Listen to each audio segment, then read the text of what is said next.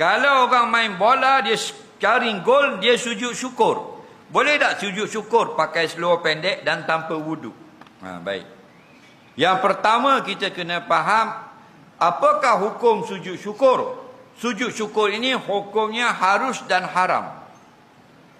Bila harus, cukup syarat. Bila haram, tak cukup syarat. Macam kita tak ambil wuduk, kita semayang. Halal ke haram? Haram perbuatan kita. La yaqbalullahu salata ahadikum idza ahdasa hatta yatawadda. Nabi kata Allah tak akan terima semayang kamu kalau berhadas sampai mengambil wuduk. Nah, maka termasuk perkara yang diwajibkan ada wuduk ialah sujud syukur dan sujud tilawah. Sujud sahwi memang ada wuduk sebab di dalam solat. Faham? Baik, jadi ada orang main bola, dia kalau kata sujud syukur, sah tak? Tidak sah. Sebab apa? Tidak ada wuduk.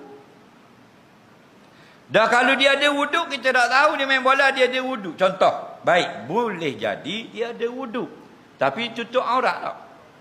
Tak tutup aurat, tidak sah. Nampak? Kerana wajib tutup aurat ini ialah pada menunaikan solat, wa ma fi maqamis salah, dan perkara-perkara ibadat lain yang hukum sama seperti solat. Mana? Sujud sajadah dan sujud syukur. Faham? Bila semayang wajib wuduk, sujud syukur wajib wuduk. Yang ketiga, sujud syukur itu kerana dapat nikmat yang besar. Kenapa pemain bola sujud? Kalau sujud tidak ada sebab, bid'ah. Faham? Saja-saja sujud, bid'ah. Tengok orang sujud atas, bid'ah. Sujud pasal jari engkau bukan nikmat. Faham?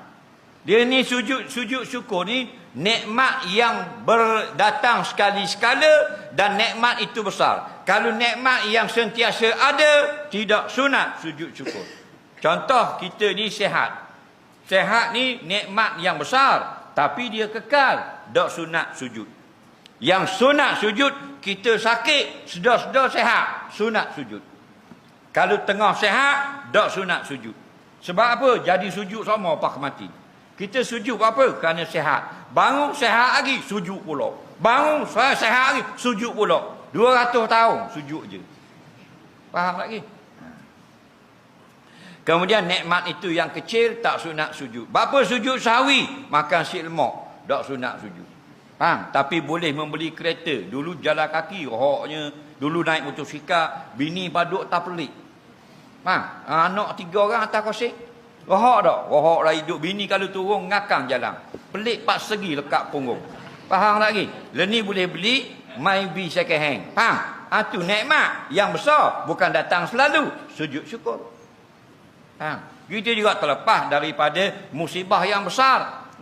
Api terbakar, 3 buah rumah kena. Siapa kat rumah dia, dak ada nak ingat, hujan, dak ada terbakar. Sujud syukur.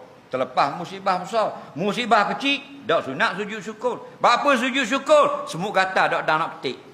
Dak sunat sujud syukur. Faham? Jadi sujud syukur orang main bola, apa nikmat? Tak ada nikmat, ikut-ikut tang je. Faham?